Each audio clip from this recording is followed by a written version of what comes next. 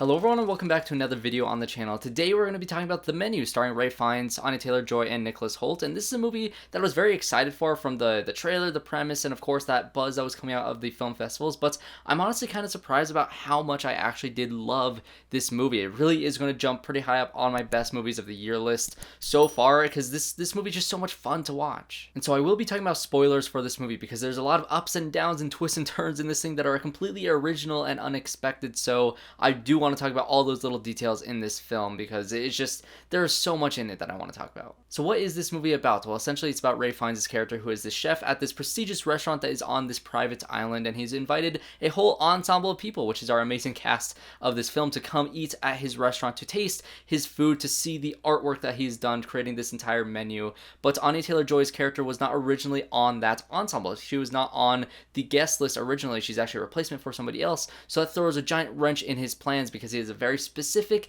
plan and a very specific menu that he wants to give out to all of these people. So that is the basic premise of this movie, but there's a lot more behind it. So you find out pretty early on that Ralph Fiennes' plan in this entire thing is to have everybody here be dead by the end of the movie. He wants to kill everybody for various different reasons, so we're going to go throughout the cast and give you all the little details and reasons of why they're all here, because they all have either a personal reason why he is kind of despising them, or maybe just a broad reason, or some just really funny reasons, because this movie is a satire first and foremost. Yes, it is a thriller. Yes, it has not really too much horror elements, but I guess the pitch of it is kind of horror-ish, but it really is a comedy satire first, and that is what I loved most about this movie.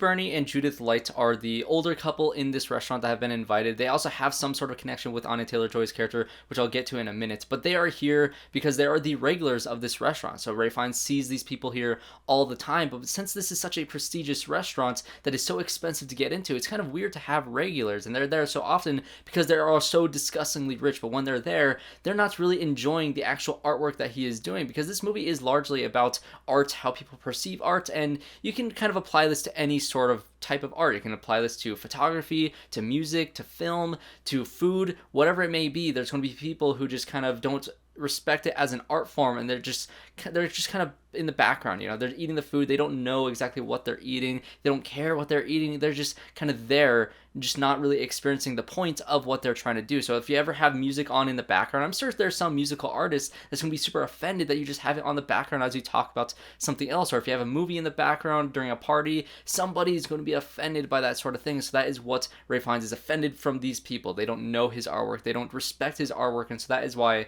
they are specifically here. And also the guy's a scumbag, he's a cheater, and that is where Anya Taylor-Joy's character comes in. There are also these three young businessmen that are at this restaurant that were invited for this night because they are the financial people behind this private island, behind the person who owns this thing, who owns the restaurant technically above Ralph Fiennes' character, who's kind of imposing a certain menu on him. So he wants to feel free to make whatever he wants. He wants to be free to create his artistic expression, essentially. So he's invited these three, you know, financial advisors who have done some kind of sketchy stuff with money in the background, and they've also invited the guy who owns the island, and he strings him up and drowns him pretty early on in the movie, and so that is why they are all here. You also have John Leguizamo's character, who is a famous actor, and his assistant is there at the restaurant, and Ralph Fiennes invited them mainly because he just hates this movie that he starred in, that it just kind of scarred him as a child, which is entirely hilarious. Like I said, this is a satire, so some of these people who are here are just there for the joke. And the assistant, he literally just says, oh, you went to this very prestigious university and have no student debt because you probably have rich parents, and so you're not struggling like all these other struggling artists in the world.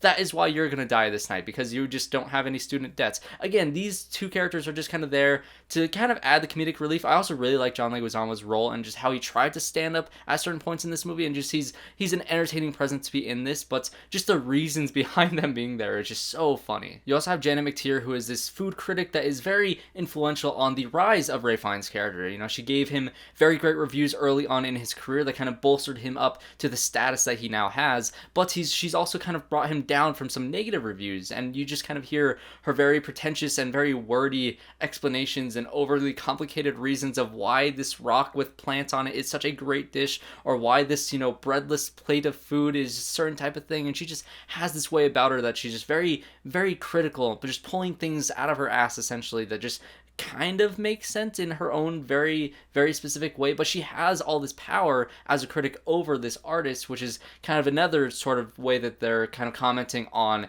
how people react to art in general. But then, of course, you have our two other leads, Anya Taylor-Joy and Nicholas Hoult, and they're on this date essentially together. And Nicholas Holt's character, I've never wanted to punch him more in my life because he was just such a snob. He was the most pretentious person, even over the food critic. He was just in awe of everything that Ray Fiennes did, no matter what. Even though it was literally, one of the dishes was literally just a plate with a bunch of sauces without the bread, because the whole point is to have the bread with these, extra, just condiments, essentially what they are. But if you take that away and there's this whole spiel that he has about it, it's super just dumb. It's really, really funny when it happens. And of course, all the people are complaining about it. They refuse to eat it. But of course, Nicholas Holt's character is so in awe of it. He's like, oh, this is so genius. The history that he's weaving behind it, the story that he's trying to tell. And it's just like, you are just the worst type of person. I really hope, as a critic and as somebody who likes talking about art in a certain way, I hope I never end up like him. If you perceive me as that, I apologize. I don't want to be that, because you just don't want to be this type of person. And of course, you have Anya Taylor-Joy, who is the star of the movie, and she was invited by Nicholas Holt's character as his date because his actual girlfriend broke up with him, and so now she is invited. She's kind of paid to be there. She's essentially a prostitute, I think she is, or an escort. I don't really know what she is, but that's her relationship with the older gentleman that's also at this place. She has some sort of tie. She's only there because she was paid to be there. And Nicholas Holt's character, you find out later, knew that everybody was going to die in this because he just doesn't care. He's so in awe of his hero, essentially, in this chef, that he just doesn't care about anything that's happening. When certain things are happening, he's either laughing or he's crying at the beauty of everything, and he's just so miserable and just terrible as a person. And when he finally gets taken by Ray Fiennes' character to try to cook the food, and although he can comment all these amazing things about it, and he can't actually do it himself, that is also another way that this movie's kind of commenting on artistic expression and people commenting on those type of things, because sometimes the things that people are trashing, it's like some artists will be like, you can't do better than what I just did. Like, why are you criticizing me when you've never tried to do this? And so with Ray Fiennes' character having such a specific way he wants this night to run, all the dishes are very specific, all the people that are there are very specific, but then you have Anya Taylor-Joy's character, who wasn't originally invited to this thing because Ray Fiennes wanted to kill all these people for very different reasons. He needs to figure out if she is one of the people that take, or if he's one of the people that give, like all the people at this restaurant. And so this leads into such a great back and forth kind of mental game between these two characters. It really does feel like a chess game. The script in this movie is very smart, because when you pit these two characters against each other and you have them act against each other, for one, Ray Fiennes and Anya Taylor-Joy are just master classes at their work. They are so good in this movie, and it feels like they're playing chess in their minds throughout this entire thing. There's a great conversation, the first one that they really have in the bathroom, and then they have a conversation in the office, and he just is so invested in why she's there, trying to read her, trying to figure out what is going on with her character. She's hiding her name. She has all these different secrets that she has on her own, but which side is she going to land on? And it's just so entertaining to watch, because at one point he deems her as one of the others because she tried to escape. And just talking about Ray Fiennes' character for just a little bit longer, he is so good in this movie as this controlling chef. Every time he claps his hands to introduce the next meal, I was always so invested in just the way he spoke, what he was talking about. You can feel that he is an artist and he's doing all these different things, but you can also tell that he's lost his passion for it, and they're just kind of making food for the sake of making food. He's trying to top himself instead of having passion behind the food that he's making. So when it comes to the end of this movie, and Anya Taylor-Joy is just trying to get out of this situation. She's tried to escape before. She even killed somebody, one of the other characters, the I guess right-hand woman to Ray Fiennes' character, who she was also great. I loved her in this movie. I loved her presence, the way that she would just slight all these different characters in the movie, just throwing insults at them or doing whatever she was doing. She was great in this movie, and also the fight between Anya Taylor-Joy and her was really entertaining. But once you get her captured at the end there, and Ray Fiennes thinks that she's deserves to be inside of this audience that's brought into his restaurant rather than being by his side, and they have this confrontation where she refuses to eat the food and she wants to return it to the kitchen, which is a thing that you don't want to do at this prestigious restaurant. But you get this great moment where she remembers seeing a picture of Ray Fiennes' character when he was young,